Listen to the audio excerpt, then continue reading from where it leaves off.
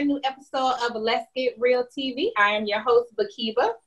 I'm Drea. And I'm Stacy. Hey, ladies. Hi. I still miss you all. I know. We're about this Zoom life with everybody else during quarantine. So, in quarantine, ladies, what have you guys discovered about yourselves or your household, your kids? What have you discovered in quarantine? I've discovered a lot. I've discovered that I am a classic me. I need the teacher to come get their kids because me and this homeschooling was not working well. And it's ironic because I thought I was doing really good. Like, they sit at the table during this time, they do their work. But until a dean called me and was like, is everything okay over there? And I'm like, yeah, what are you talking about? They're like, well, child, Tiara hasn't done this and she hasn't done that. And I'm like, well, she sit at this table and allegedly do some stuff. So I go back and kind of find out she wasn't doing 2 classes or whatever. So I had to be more aggressive. So yeah, that's what I learned. I learned homeschooling is not for me. And they need to be in the school system.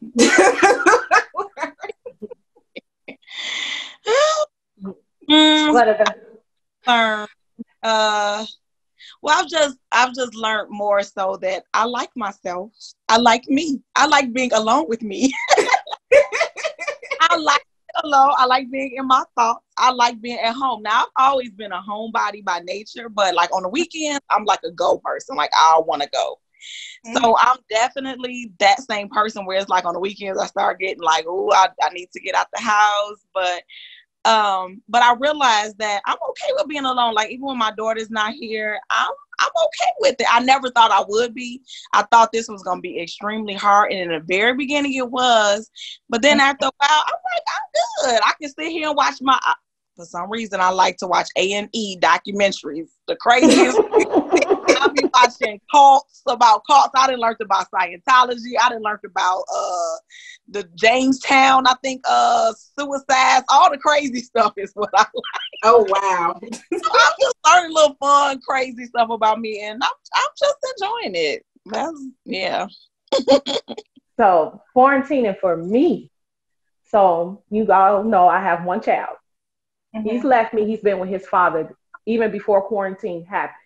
So he's been with his dad since March. And I've been home alone. I'm okay with that. But I've discovered that I want more in life. I want more. With Chris not being here, I realized all I knew was to be a mother. Who am I outside of being a mother? And so I've been in constant thought. I even turned off my favorite TV shows to watch, my trash TV. TV's off. I listen to a lot of music because I'm trying to discover who am I outside of being CJ's mom? And I want more to life. I want to know really, truly what my full purpose is. I want to start walking in my purpose. I want to go forward and be the great Stacy I know I am. So that's what quarantine, a lot of thinking of figuring out who am I and what's next and how am I going to get to that next spot in life. That's really good. So within that, have you all discovered like what your fears are? Like for me, I know, especially during quarantine, I realized that it's made me a little bit more fearful than I probably was before about concerning my family. Cause, we live in different states. So for me, my fear has been if something happens to one of my immediate family members, I'm not able to get to them like I would have been pre-quarantine. So this has really, really been like kind of stressing me out even more where I'm like, no, I want us to all be in the same state. Like it's too much going on. Like I have my sister, she's in Arizona. She's not a short little flight away. Some different stuff with like COVID-19 went down in Arizona with her, and I just couldn't get to her. So I realized that's not just something that I would want or just worry about. I actually fear something happening to my family and I'm not around them. I'm not with them. It's been really, really heavy on me. I almost got into depression at one point because I was constantly thinking about it. I had to release that and pray about that, and just talking to them more and more helps me with that. But yeah, that's something that's come up in me through COVID-19, that I just don't want anything to happen to my family and I'm not there to help them out, or just there, my presence and them around me and hug them, and I just get comfort from my family. So I miss that. Oh, that's how I can totally relate with you. So since COVID-19, I have my grandmother has come to stay with me, and I feel, for those who don't know, I lost my mom 5 years ago. So my grandmother is my other best friend. So me just having her in the home with me being able to take care of her and watch over her, and make sure when she does want to go to the store, she has her mask, she has everything. Like, me having that security over her, that brings me comfort. Yeah. So, fear at first because, she's a senior citizen, senior. So, they're like, with the underlying issues like high blood pressure and all the other things. So, her just being under my care, it takes the fear away from me. It relieves me so much. But, other than that, like, as far as fear go, just in life in general, just to step away from COVID, with fear, I have been on this journey for writing my book for the longest, and I just always had this fear, like, it was the pages were going to die with me. They were just going to be in my head. And with COVID, I have had the chance to just think about it, step back, and since, you be by your, you have this alone time and things like that. So I've started to be more aggressive with writing my book. So that is no longer a fear for me. So hopefully it will be an accomplishment. So I am really, really excited about that. But yeah, that was the biggest fear for me. It's like, it's so many artists in this world and authors and these gifts that we all have, and they just die with us. And it's like, I don't want my gift to die with me. So that was always a big fear for me. But yeah. So it was actually my thoughts, my fear and my thoughts that got me to discovering more for myself.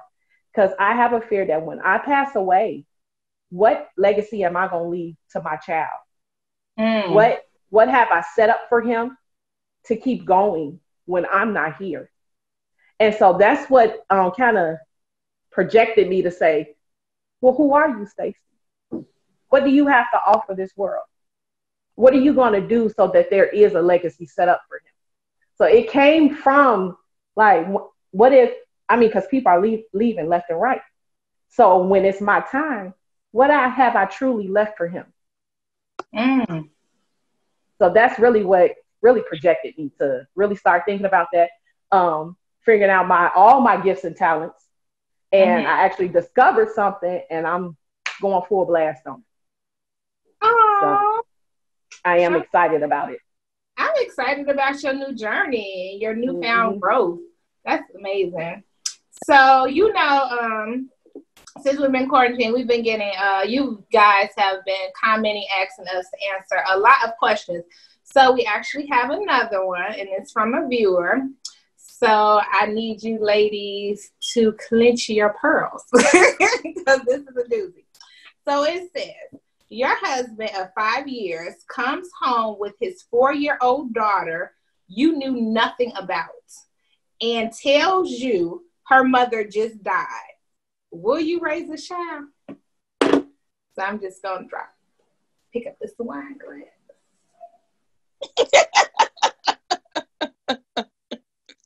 Let me repeat it again for you. For the people at top. Repeat it up top for the your spouse come home with a 4-year-old baby that he hadn't had an affair with. You knew nothing about this woman or this child. And he said the mother has died. And he wants you to raise Junior. Or little Tay-Tay. What you doing? What y'all gonna do? I want to know. So let's get real. I don't want to go first. Okay. I'm going to tell y'all right now. Okay. I'm going to be so fast to Markham Courthouse because I'm not raising your baby and we're not staying together. And let me tell you why. Every time I look at that kid, I'm going to get angry.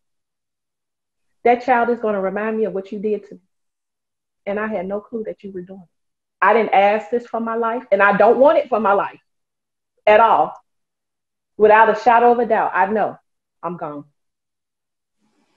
You know, this remind me of, what was that movie, y'all? I was trying to remember. Oh, Google. Was it with yeah. Now, I couldn't remember the movie, but when he came on with the child, did she kick him out and raise the child on her own, or did she keep him too and raise the child? I couldn't remember. She kept both. I think she kept both, if I remember right.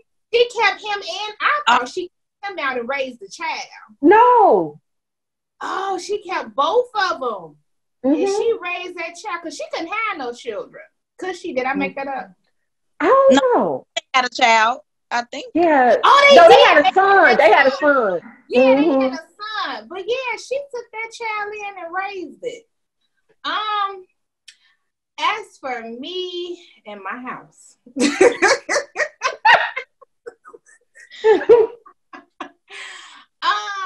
You know how you had these talks with your spouse and friends and family, you kind of talk about it. And I don't know. I'm just gonna be honest with you. I do not know. Because see, it's, you know me. I need to communicate. I need to know where, because usually when somebody step out, just usually, we're not talking about a horse man, but usually when somebody step out, it's because something isn't, you know, y'all ain't on the same page. He going through a midlife crisis. Y'all just not feeling one another.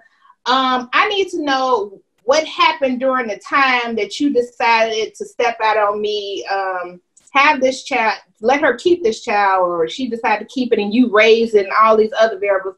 I need to know. I need to know what happened. What made you decide to have unprotected sex with this woman? Like, it's just all these things I need to know before I make my decision. I really, in real life, I want to be like Stacy. I want to be like, it's over, take your child and y'all go live y'all life. But then, if you think about it, you ain't got to deal with the mama. You know what I'm saying? If you decide to forgive him and help him raise his child, you don't have to deal with the mama. It's just, you know, and then not even that, if you decide in your marriage that you two, you know, are going to be together for the long haul, hurdles are going to come. And it's unfortunate that this hurdle is a baby. So I'll be honest with you. I could see me doing it, but I could see me not doing it. So I don't know. I don't know. It would take some therapy. I told y'all God would have to be like Kiva. Because I don't know. What you got, Andrea? I don't know, y'all. I'm kind of like you. I'm kind of like in between of what I would do, because I say stuff all the time like I would definitely not do it. But then I'd be like, well, so I guess the thing is, if I would remain with him. So if I'm going to accept his cheating, then I'm going to accept this child he had. True. Mm-hmm. If I'm not going to accept his cheating, then him and that child going to get out of my house. So it's a matter of what am I going to accept, which means how he's going to maybe work through it. Are we going to do counseling? It just depends on what's in my heart at the time for the cheating, because that's the part of our relationship that I'm going to have to deal with. So I'm assuming that if I accept his cheating, if I say, well, he cheated, I know he had the baby, but aside from the baby, he cheated, am I going to stay with him? And if I decide, yes, I'm going to stay with this man, then the child is going to come with it. Mm-hmm. But if I decide, no, that discretion was too much for me, you cheated, I've had enough, you out, then the baby gonna be out too. I don't care if it's my sibling, my child's sibling or whatever. Goodbye. Like, we ain't gonna have no family reunions, none of that. I don't ever want to see that baby again in life. Like, the little, I was about to say, I was about to call the baby what you really call the baby was something. That's probably a B. But if I get rid of him, then that is how I'm gonna feel probably about the baby. But like I said, if I decide that I'm gonna accept him, which in my life right now I can't see me doing. So here's the thing too. So the mother died, so we saying the baby's small. With me being the woman, the wife, I'm gonna have to step in as the bonus mom. Yes. The mothers do sometimes more than the father. So I'm gonna have to nurture this baby that I did not ask for. It's a lot of work. You done brought this extra job on me. I did not ask for this, and I don't want to do it. And you're gonna have to homeschool them because it's quarantine. Schooling, bathing them. Struggling with mine now. Did you give me another? Bathing, feeding, nurturing, all of that. You done brought on this full-time job for me that I never asked for, and I don't want it. When you say it like that, it is literally a full. You are responsible for this person's full life, eating, education, development, fundamentals. When they're sick, you're responsible for this. Yeah. I don't know. I guess it do depend also, like, where are you in life? That's the true thing. Like Drea said, it depends on where you are in your marriage. So say, and then this the thing too, y'all. 4 years old, what if they done had a whole nother relationship for 4 years? Ain't like he cheated one time, got pregnant with this baby, we not gonna call that name. He done been cheating for 4 years, and he been over there screwing her, living the life over there, coming back to you playing husband, and then she passed, and he want to bring his other and that's the only reason you found out is because she passed away. Oh, no, that's different. That's so different. That's so different. That's a whole different ball game. No, I'm not accepting him nor that child. They can both go on where they came from. Maybe they can move in where she was living or something. No. That's a different thing. That's definitely different. If he had an affair and that baby came out of the affair at that time or whatever, but if I found out it was a 4-year relationship and I'm just now finding out that he been with her and all this whole time because of a child. Yeah, so let's say that is not my business. That's your business. That's your business. So what if it? So if it was like a one-night stand he had, and the only reason he even know he has this baby is because the mother died, and that's how it came out. That might be a little different for me. Now that's what I was getting. Yeah, that might be a little different. We might can work past that. Might be. But that other thing, I'm with you. It's none of my business. I possibly, just a little bit, be able to. But okay, so let's do what they do. Okay, let's do the role reversal. So you carry this baby for 9 months, and it come out looking like another race. Is he gonna? You think he gonna? You think he gonna be like, oh, well, my wife, she had a one-night stand and accidentally had a baby that's not mine. I'm about to help raise this baby. And and say the one-night stand, the daddy passed away or whatever, but I still kept it from you. And you think he gonna help groom this young man to be a man? Y'all think he gonna do that? No. Nope. And I wouldn't want him to because I don't want him to throw it back in my face. You want him to? I do not want him to throw it back in my face. So I wouldn't expect him to be like, okay, we can stay together. Because I don't want to have that child and then this man got buyer's remorse. When he pissed. Every time we get in an argument, it come up and all that stuff. The same thing is we can reverse it any way we know how. Yeah. It's still possible that can keep coming up. People still have flashbacks. People still want to I told you every time I see that child, I'm gonna get mad. Right. Nope. And I don't want to hear it. You shouldn't have stayed with me. You knew this once your baby when it came out to be a Mexican baby and you black. Leave me alone. So you said if he had, what's the saying? It is called caveat emptor. So if he has caveat emptor, buyer's remorse, then you don't want to throw it back at you. So would you leave him so you don't have to go through that? Or if he decide, oh, you leaving him? I think we should split. Yeah, I think we shouldn't be together. If I had a baby on you, even if we split and then maybe get back together later, that's different. But I don't think that we should just go ahead as story as it's being. No, because that's gonna be too hard on everybody. Even that baby, he gonna be looking like, well, I'm Mexican and y'all. So wait. So I have a question. So what if you had an affair, later on find out you're pregnant? Would you terminate the pregnancy? Because it's a 50-50 chance. Yes. Definitely. Yes. I'm not about to go through this with myself. Yeah. I want to go through that. That's too much stress. Your mental. Let me tell y'all, I would really have a mental breakdown. Literally, because I would be like, I don't know. It's 50-50. I would constantly be in thought. I would terminate that pregnancy. I don't want to play roulette with my body in my life. Because what you say, that little Mexican baby come out, now I play a roulette with my life. I don't want to play roulette. I like my life. Yeah, that's these are all deep. But the thing is, I always want to get in the mind of the person that's really going through that. Like, what are you thinking? Are you just trying to stay positive during that time? Or are you just, like Stacy said, just having like a mental breakdown all the time? Or are you just like, I don't care whose it is. He better just accept the baby for, I'm like, what be in their brain when they be pregnant with them children and they, when you watch Paternity Court and stuff, what be in their brain? Maury. Yes, I wondered that when I watched Maury, like, ma'am, this is the 19th man you got tested.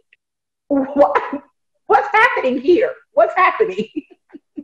I need a mental analysis of what is going on in their brain. I think, for a genuine, let's not take the woman who tested 19 men, but let's take the woman who, because I know someone, so let's just take the woman who, who did it and just didn't know.